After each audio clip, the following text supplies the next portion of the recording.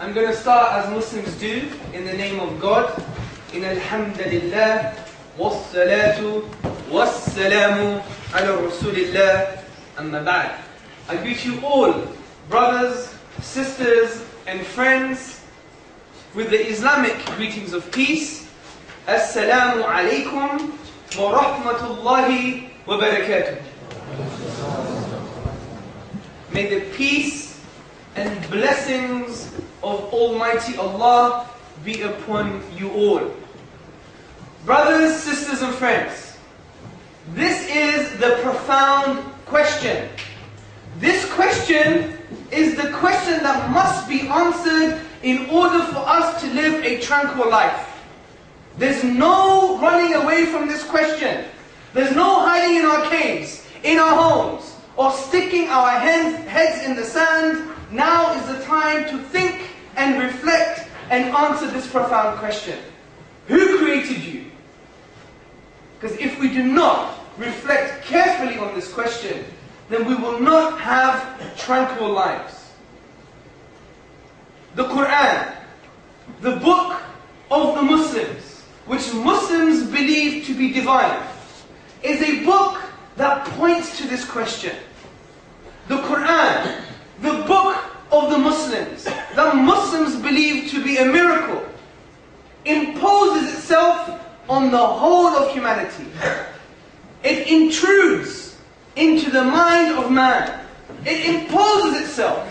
But this imposition, brothers, sisters and friends, is a positive imposition.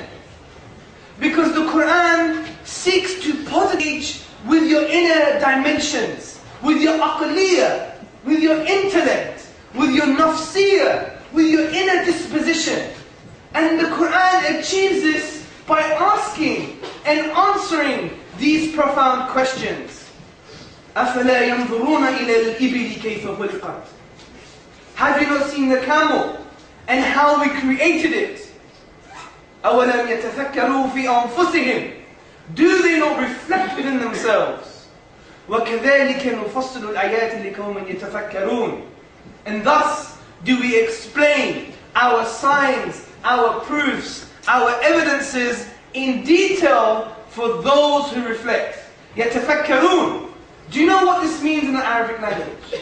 It doesn't mean just to reflect, to be a desert romantic, to touch the sand and look at the stars. No, it actually means the thing that you're reflecting upon, you must look into what it really means.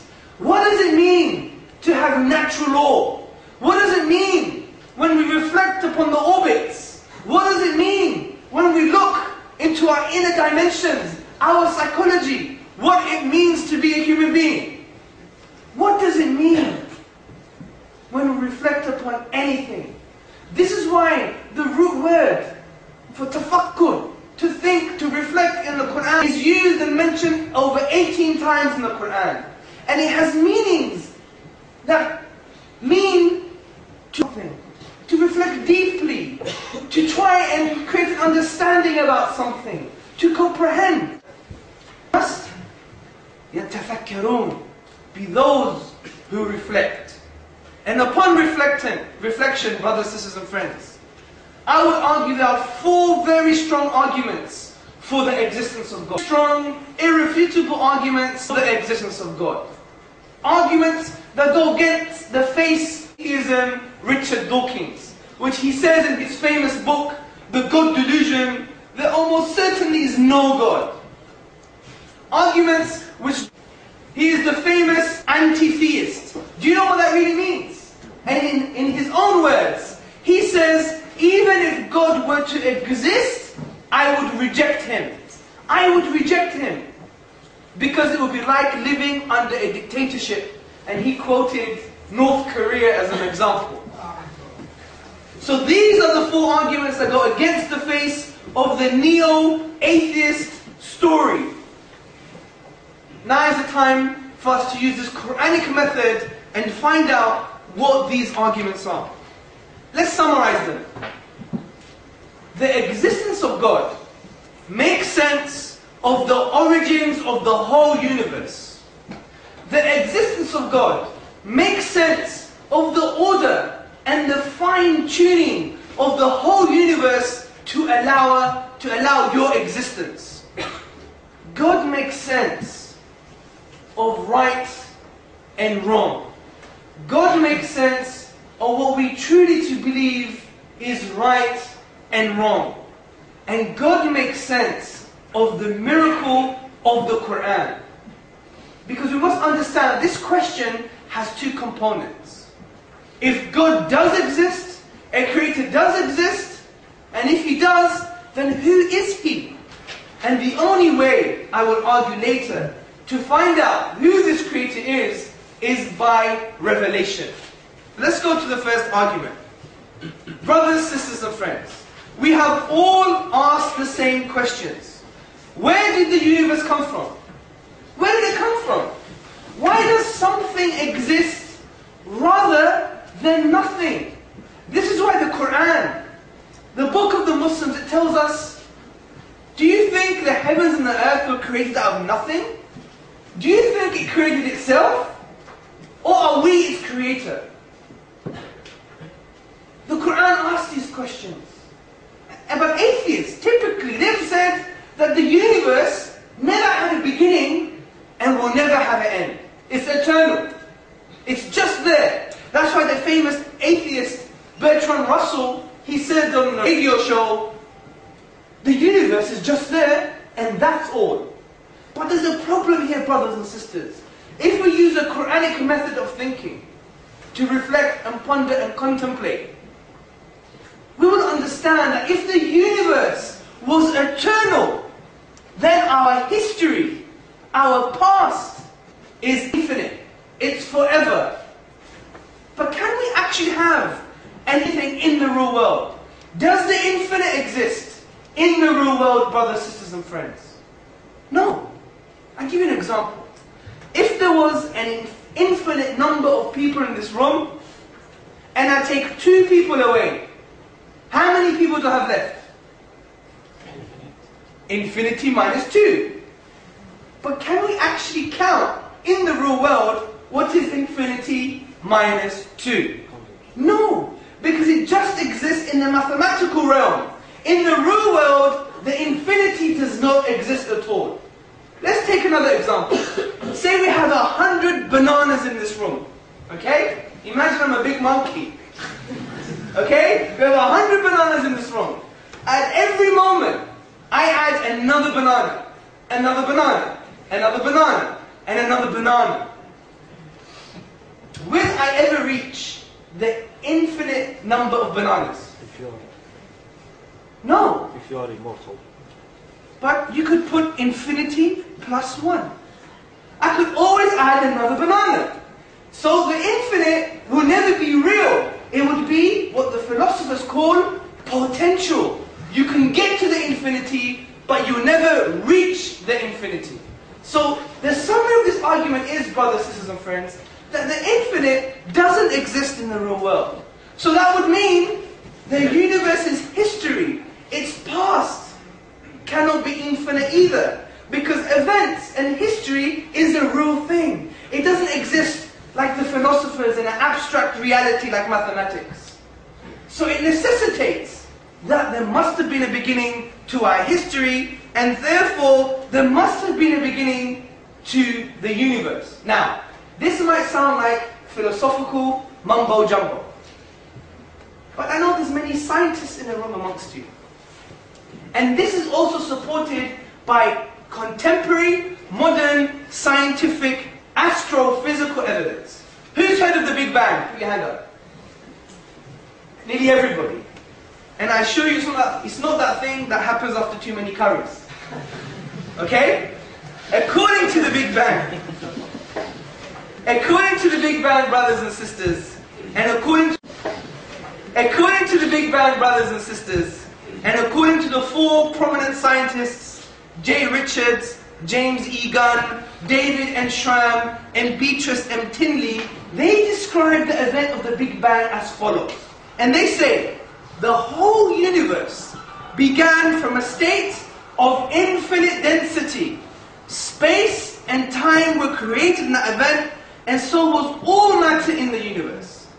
But brothers, sisters, and friends, what does infinite density mean in the English language? It actually means nothing. It actually means nothing. So the proponent of the Big Bang Theory must believe, if he's an atheist, that the universe came from nothing and by nothing. But I ask you a question, brothers, sisters and friends. Out of nothing, nothing comes. This is why the famous Cambridge astronomer, Fred Hoyle, he says that the universe was shrunk down to nothing at all. And this is why Anthony Kenny, a professor of Oxford University, he says a proponent of the Big Bang Theory, which basically means someone who believes in the Big Bang Theory, at least if he's an atheist, must believe that the universe came from nothing and by nothing. But we've already agreed that out of nothing, nothing comes. Even atheists agree with this. David Hume, who was a very famous atheist philosopher, and he said, I never asserted, which means I never agreed, to something as absurd that something would ever come out without a cause. So brothers and sisters, we can conclude easily, just by reflecting upon the whole universe and the origins of the universe, that there must have been a cause for this whole universe. Okay, but it doesn't mean it's God. We can argue there's a cause for the universe, but it doesn't mean it's God. Fine, I accept this argument. But let's use the Quranic method of thinking again, to reflect, to ponder and think. And what would it conclude? We'll take the following points into consideration, brothers, sisters and friends. This cause must be one. The reason this cause for the whole universe must be one, because we don't have absolutely no evidence to say it's 2, 3, 4, 999 or 9,009,995. We have no evidence for this. So the simplest explanation is the best explanation. Also, if this cause created the whole universe, if there was more than one creator, there would have been an obvious conflict in creation itself. 2, this cause must be uncaused, which basically means this creator must be uncreated. Let me tell you why. Because if we say the cause of the whole universe was caused, then we could ask the other question. Then what caused the cause that caused the whole universe? Then we could ask the other question. What caused that cause? Then we could ask the other question. What caused that cause that caused the cause that caused the cause that caused the cause that caused the universe? Any more and I'll be rapping. Okay? So the point is, if that goes on forever, we will never have the universe in existence today. So by rational necessity, this cause must be uncaused. The third point, this cause must be immaterial, not like the creation. Because if it was like creation, then that would be equivalent of the universe creating itself. And how can the universe create itself? Because that would mean the universe was existing and not existing at the same time. Does that make sense? Can I exist and not exist at the same time? Of course not. So it must be immaterial, unlike creation. The most significant point, brothers, sisters and friends, is that this cause must have a personality. It must be personal. Because how can an eternal cause, an eternal being, bring into existence the universe? It must have chosen the universe to come into existence. And choice indicates a will, that it wills to do things. And a will indicates a personality. So what we can conclude is that a cause that is immaterial, beyond creation, beyond the universe, so powerful, that has a personality, that is personal and not mechanical, exists. This is why the Quran eloquently summarizes this argument. The Quran says in chapter 52, or do they think creation came out of nothing? Or were they themselves the creator? Or did they create create the heavens and the earth? Nay, they have no firm belief. So that's the first argument, that God makes sense of the origins of the whole universe. The second argument is that God makes sense of the fine-tuning of the universe to allow our whole existence. Think about this argument very carefully. Brothers and sisters and friends, why does the laws of nature exist? Did it exist without any purpose?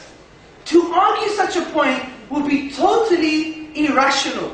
This is why the professor, Roger Penrose, he says, there is a certain sense in which I would say the universe has a purpose.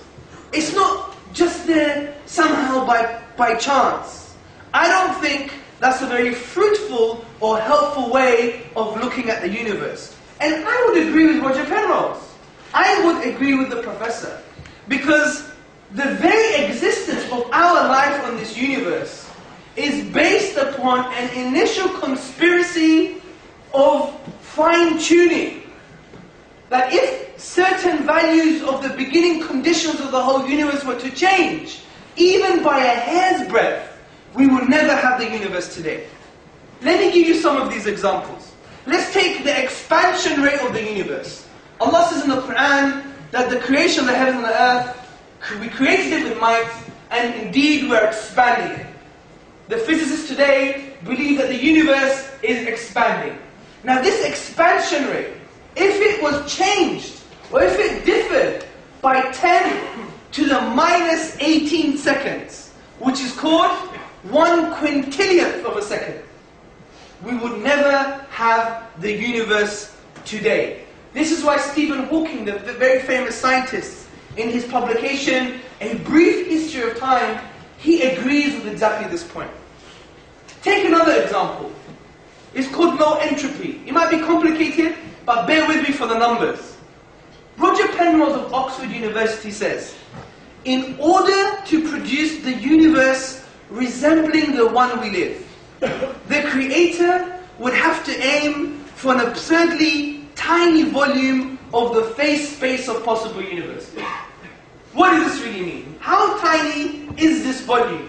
Well, this volume, brothers, sisters and friends, is 1/10 to the power of x. What is x? X is 10 to the power of 123. Practically, do you know what this means? Who has a pen? It means if I was a dartsman, say this is a dart, I would have to get the center of a proton. What's a proton? Anyone know? Scientists amongst you? A nucleus. Come on. Something in the nucleus. It's part of something in the nucleus. So it's not even, it's smaller than the atom. Okay? I would have to get the center of the proton. But wait. Ekmit. Yeah? If the whole universe was my dartboard, that's how equivalent these numbers are. So brothers, sisters and friends, we have three possibilities. Three possibilities. One, it's just there. It's physical law. It's physical necessity. Two, it's just by chance. Or three, there's a supernatural designer.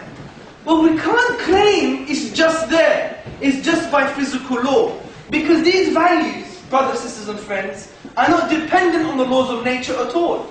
This is why Paul Davies, another professor, he says, it seems that the physical universe doesn't have to be the way it is. It could have been otherwise.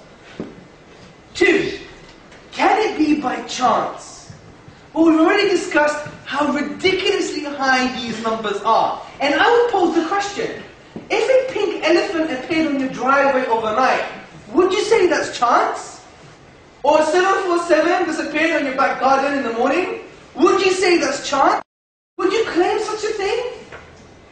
When dealing with financial transactions, thing that you like a lot, money? Of course not. Too high risk? So why do you apply this when it comes to the existence of God? There's a problem. Well, then the atheist might respond and say, you know what? It still could be by chance. I say, fine. If you're going to act that ridiculously, then I believe that my mother is a green rhino. She was born on Pluto and she flew here on a Lamborghini with wings. He would say, well, you're an idiot, Mr. Hamza Georges. But there's a chance. Do you see my point? You can't have a conversation anymore. Also, it's not just about chance. It's something what the theorists, they call specified probability. Now what does this mean? Specified probability is a very high chance, but it conforms to an independent pattern. I'll give you an example. Say we have a monkey in this room. A monkey, okay? And the monkey is typing away for 24 hours. And then when you wake up in the morning, you see printed on a piece of paper, "Oh Romeo, oh Romeo, where art thou, O Romeo? Deny thy father and deny thy name." A Shakespearean play. Now you would expect to find words such as the, cat, wall, chair, Sheffield University, yeah? Abdullah ibn Masud, yeah, all these words maybe. But since you have a Shakespearean play, and it conforms to independent pattern of English grammar, you must say, it must have been the head of the ISOC that had the keys, sedated the monkey and typed away himself. Do you see my point? So it's not just about chance, it's about something called specified probability. So this is why we've got greater reasons to believe it must have been supernatural design after removing logically and via reflection that chance and physical law are not justifications for this fine-tuning of the universe to permit our existence. Again, the Quran, the book of the Muslims, in Surah Baqarah, the 2nd chapter, eloquently brings this to life. The Creator says, "In the creation of the universe, and the alternation of the night and day, and the ships which sail the seas to people's benefit, and the water which God sends down from the sky, by which He brings to earth life when it was dead, and scatters about in it creatures of every kind, and the varying directions of the winds, and the clouds subservient between the heavens and the earth, these are signs for people who use their intellect." Now the main argument from the atheists, Richard Dawkins for example, that could be found in his book in page 157 to 158, he says, this sounds like a strong argument. Yeah. But who designed the designer? Penny drops. If there's a supernatural designer, then why don't we ask that question about the supernatural designer? Who designed the designer? Well, there's a huge problem here. And the problem is this.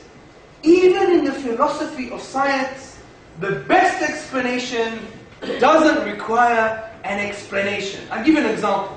Say we go to the big park down the road in 500 years' time, and my great-great-great-great-grandson becomes an archaeologist, and he's digging away, and he finds some computer screen, the brother's glasses, the sister's hijab, or the brother's Nike trainers. He would conclude that there must have been a civilization here. Wait a minute. Richard Dawkins' great-great-great-great-grandson comes along and says, how can you conclude there was a civilization here? We don't know where they came from. Does that mean my great-great-great-grandson's conclusion is not the best conclusion? Of course not. And if we do use that kind of philosophy, then we could say, if we have the best explanation, and we always require an explanation of the best explanation, then why don't we have an explanation of the explanation that requires the best explanation? And the explanation of the explanation that requires an explanation of the explanation, and then the explanation of the explanation of the explanation of the explanation for the best explanation. If you do that forever, you wouldn't even have science today. So the question itself is nonsensical. Also, if we translate this question into who caused the thing that cannot be caused, it's equivalent of me saying that my friend John is in hospital and he's delivered twins. What's the gender, brothers? Yes. Boys! But John's a man, he can't have twins. So you're asking the wrong question for the wrong type of reality, which we say is the uncaused cause. So, brothers and sisters, let's go to the third argument. God makes sense of right and wrong, of objective morals. Now, imagine I place here on the table a 3-year-old boy, very innocent looking. Imagine there's an angelic boy right next to me. And what I do is I take my knife and I slice his head. You would think that is wrong, right? Put your hand up if you believe it's wrong. Someone's very immoral. Okay, so we all conclude that is 100% morally wrong. Not only do we conclude it's 100% morally wrong, we would still believe it's wrong if I was powerful enough to brainwash everybody. Hamza Georges, brainwashing everybody to think it was okay thing to do. It would still be a wrong thing to do. This is what we mean by objective. It's not based upon consensus. Who says so? Rather the reality of what right and wrong is. Now, you can only believe this if God exists. Think about this. You can only believe this if God exists. Now this doesn't mean atheists do not display good behavior. Of course they do. Sometimes. Most of the time. But it's not about behavior. It's about if this thing is objective 100% wrong, it necessitates the existence of God. Because God is the only idea, is the only concept that goes above human difference, human subjectivity. But the atheist would argue, we have other forms to make this 100% right and wrong. But what are they? There's two options. Evolution and social pressure. Okay, let's use the Quranic method of thinking and approach these two sources of morality. Evolution. But what does evolution say, brothers, sisters and friends? It says we're an accidental byproduct of a long evolutionary process. Our morality has evolved like your toenails or your teeth. This is the reality of evolution. This is why Michael Rules, a very famous atheist scientist, he says morality is just a biological adaptation, no less than our hands, feet and teeth. Considered as a rationally justifiable set of claims about an objective something, ethics and morals is illusory. It's an illusion. And he says, I appreciate that when someone says, love thy neighbor as thyself, they think they're referring above and beyond themselves. And he continues, nevertheless, such reference is truly without foundation. Morality is just an aid to survival and reproduction. Any deeper meaning is illusory. Well, one would argue, the atheist may argue, but we're human beings. But how can you claim that we're something special when we're accidental byproducts of a long biological process? How can you claim any special about human beings? Significantly, if we're just mammals and we're just primates. Also, if you claim there's something special about human beings, I would argue that speciesism, the unjustified bias for particular species. Now, if you say animals have morality, therefore we have morality, I disagree too. Animals do not have a moral paradigm.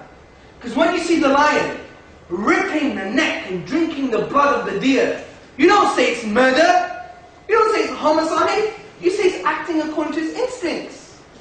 When you see the cat playfully killing the mouse or the rat and ripping its eyes out, you don't say it's homicide or murder, you're saying it's just playing around, it's acting according to its instincts. Also, if our biology is always changing, our morality will change too. If the claim is that our morals come from the evolutionary process. So it doesn't become objective anymore. Because this could change one day. If we happen to believe that 3-year-olds are anymore. Because this could change one day. If we happen to believe that 3-year-old boys become a problem for the survival of humanity. Similarly, what did Darwin say? Darwin, the founder of the evolution theory, he insinuated that if we were to evolve like the shark, if humanity was to evolve like the shark, we would think that raping women is a morally good thing to do. Because sharks force themselves on their mates. Similarly, if we were to evolve like the bees, we would think that killing our sister is a morally good thing to do. Although I know you may want to do it sometimes. Okay, so evolution's out of the question for a basis for right and wrong. Okay, social pressure now. That's the other argument. Social pressure. What people say, come together and say, this is right, this is wrong. Well, this is even worse. Any study on social constructionism, social psychology, sociology, any sociology, yeah? Anything to do with these social sciences, you will come to the conclusion that society changes because of influential structures in that society. Economics, power structures, political structures, social structures, etc.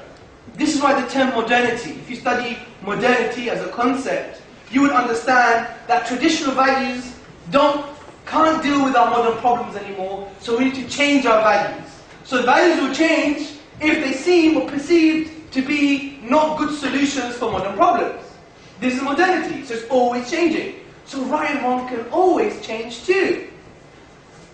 What's even worse, if we take social pressure as a basis for our morality, then we can never say it was 100% wrong to kill 6 million Jews in the 1930s, 40s Germany. Because there was a social pressure at the time that said it was a good thing to do. But if we take it as our basis for morality, then we could never say that's wrong. But we all know genocide is wrong. So brothers and sisters, let's summarize the argument in a very simple way. If God doesn't exist, 100% right and wrong do not exist. But 100% right and wrong does exist, as we know from killing this child, imaginary child. Therefore God exists. And this is summarized beautifully by a famous ethicist, a philosopher, Richard Taylor. Listen to what he has to say. The modern age, more or less, repudiating the idea of a divine lawgiver, has nevertheless tried to retain the ideas of moral right and moral wrong, without noticing that in casting God aside, they have also abolished the meaningfulness of right and wrong as well. Now, brothers and sisters, the final argument. But before I go to the final argument, we can conclude from the first three arguments that a creator exists. We can conclude from the first three arguments that there is a cause for the whole universe, there is a supernatural designer that best explains the fine-tuning of the universe to explain our existence, and God makes sense of objective moral truths.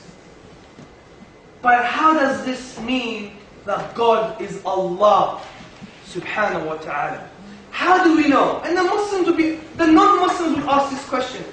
How do I know this God is Allah? Maybe He's Jesus. Maybe He's Buddha. Maybe He's I don't know. Think about it this way. There is a need to know God from a psychological perspective. When we study anthropological study, there is almost a consensus that the anthropologists say, if you were to put children on a desert island, they would believe in God. Similarly, I would argue that God is innate, the concept. As they say, there is no atheist on the sinking ship. Oh God, help me, yeah? For example. And that's why Muslims believe in the concept of the fitrah, the innate disposition to know and want to know God. Now, it still doesn't prove that Allah is the creator of us and of the universe. Let me link this with the concept of purpose. Brothers and sisters, what is this?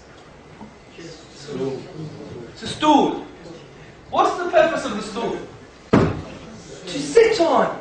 But the stool has no emotions, no cognition, no psychology, no life. And do you know, there is a moth. Everyone knows what a moth is. It's like a furry fly. You see them in your cupboard sometimes. There is a moth. in a particular jungle, and its job is to drink the sap of that tree. So there's a tree, there's the moth, it's drinking away.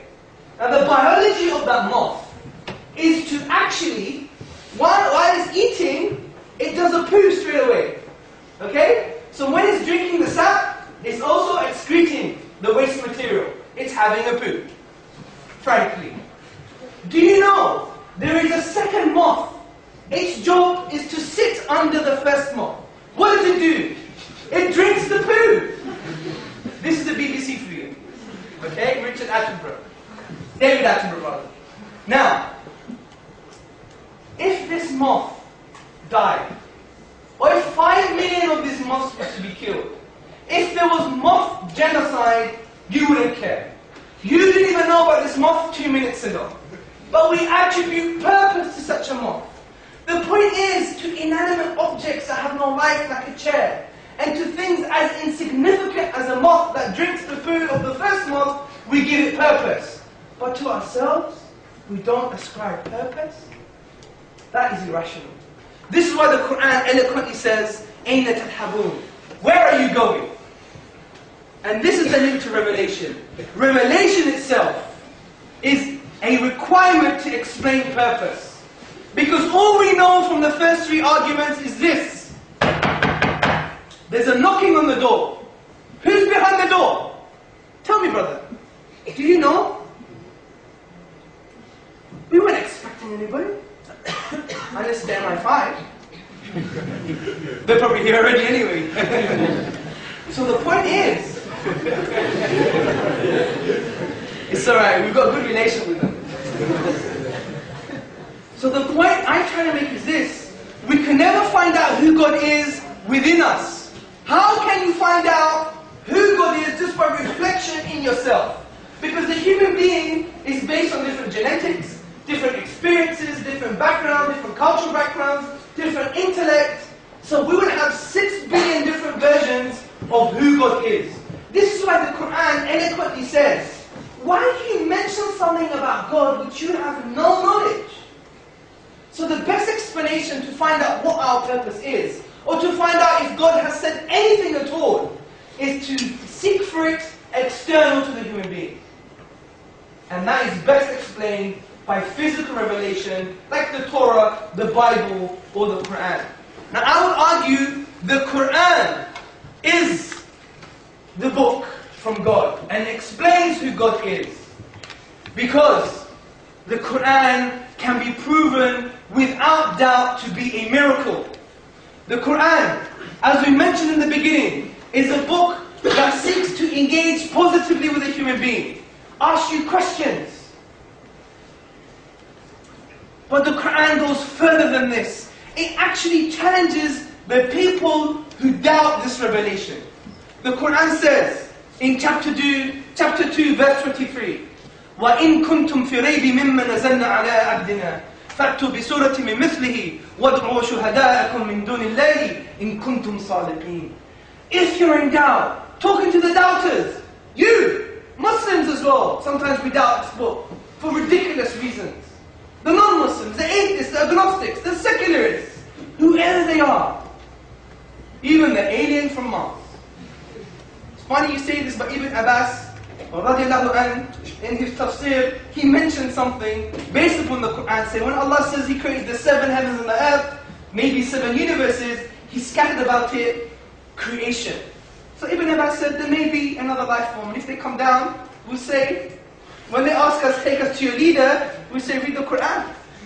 Okay? So the da'wah is for everybody. Propagation of faith is for everybody. Anyway, let's take away from this sidetrack. The issue is, the Quran says, if you're in doubt about this book, which we have sent down to our servant, referring to the Prophet Muhammad sallallahu alaihi wasallam, peace and blessings be upon him. Then bring, we have sent down to our servant, referring to the Prophet Muhammad sallallahu alaihi wasallam, peace and blessings be upon him. Then bring one chapter like it, one chapter, and call on your witnesses, and your supporters, and your philosophers, and your mathematicians, and your scientists, and your thinkers, and even your unemployed. Okay? Everybody. besides God if you are truthful in your claim. If you are truthful in your claim. The only book to have a falsification test, to provide a challenge for the whole of humanity. You think it's wrong? Then prove it wrong. Now the Mufassirun, which means those classical scholars who best explain the Quran, like Ibn Kathir, Qurtubi and many others, even Western and Eastern scholarship, like Abdul Awf, Abdul Halim, Abu Musa, and Western scholars such as Anthony Jones, Arbery, Margulis, Mir, many others. We have a whole list. They said it's to do with something special about a unique language of the Quran. We know there are scientific miracles in the Quran, but let's focus on the language here. Now, without going into a technical subject, the Quran cannot be copied, cannot be emulated, cannot be challenged. People say, well, Shakespeare is great, but Shakespeare is only great from the perception of the individual. It's subjective. It's not based on features we can observe, just what we feel. But the Quran has a unique structure. Shakespeare never had a unique structure. In English literature, we know that some of his structure was the iambic pentameter, which is a certain meter of rhythm and rhyme, but that's another technical discussion. But the point I'm trying to say is that the Quran is a unique structure. And no one has been able to copy it. So if it's not from nature, if it's not from man, who is it from? It requires an explanation. This is why non-Muslims testify to this. What does Bruce Lawrence, Professor Bruce Lawrence of Duke University, in his book, The Quran, a Biography, he says, as tangible science, Quranic verses are expressive of an inexhaustible truth. They signify meaning, layered within meaning, light upon light, miracle after miracle. Reverend R. Bosworth Smith, in his book Muhammad and Mohammedanism, he said, the Quran is a miracle of purity of style, of wisdom and of truth. It is one miracle claimed by Muhammad sallallahu alayhi wa sallam, and indeed a miracle it is. Martin Zamek from the Netherlands, another Dutch Orientalist, he says, the Quran is the most eminent written manifestation of the Arabic language. You have Professor Hamilton Gibb, who says that the Meccans demanded of him a miracle, and with remarkable boldness, Muhammad sallallahu alayhi wa sallam pointed to the Quran. So, if they could rival it, let them challenge it. But they could not. Therefore, accept this as an outstanding evidential miracle. Similarly, we have the best Arab poet of the universe, Walid ibn al-Mughira, 1400 years ago, saying what? By God, this cannot be from a man. So the conclusion is, we have the blueprint of the Quran today. The blueprint of the Quran today. But we can't use that blueprint to even copy its structure. But in any form of human expression, take art for example. Monet, very famous artist, both Impressionism. It was very unique when it came out, but people can copy it because his artwork remained as the blueprint. But we have the blueprint of the Quran today, but we fail to challenge it. And just to conclude, the linguistic miracle is one part of the miracle of the Quran. There are miracles including scientific miracles. For example, in Surah Naba, the Quran says that we made the mountains to have pegs and roots.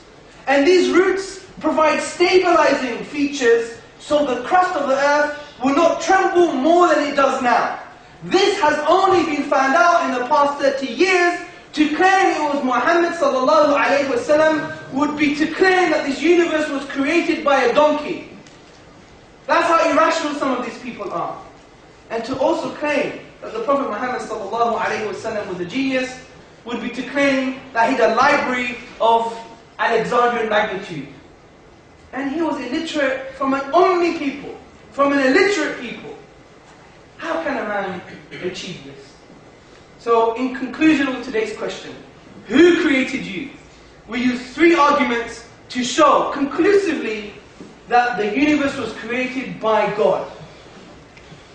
The cause of the universe, the designer of the universe, the creator of the universe that has a personality which is best explained by God. That's immaterial, beyond creation. And we use the design argument, the origins of the universe, and the moral argument to substantiate this. But who is this God? We said the need for purpose of life. We said the need not to introspect and go inside, but to look for external revelation because it's most rational. And we've proven this by the linguistic and the scientific miracle of the Quran. So the answer to the question you are asking today, who created you? Allah subhanahu wa ta'ala. Brothers and sisters and friends, anything that I've said that's inaccurate or offensive has come from my ego and shaitan. Anything that's good or positive has come from Allah, because we believe in the Islamic spiritual paradigm that we are just the tools that God uses to bring about His mercy and His hope and our hopes and His compassion. That's why in the Quran Allah says, Inna rahmatullahi qareeb, verily God's mercy is close, qareeb. And to end, we're going to have a Q&A session, and we need to follow the light of the Prophet Muhammad sallallahu alaihi wasallam. We used the Quran in the beginning, now let's say what the Prophet said himself. And in this light we should follow. He said, sallallahu alaihi wasallam, the cure to ignorance is to ask and learn. In this light we should proceed. Alhamdulillahi Rabbil Alameen. All praise is due to God. Thank you very much for your patience.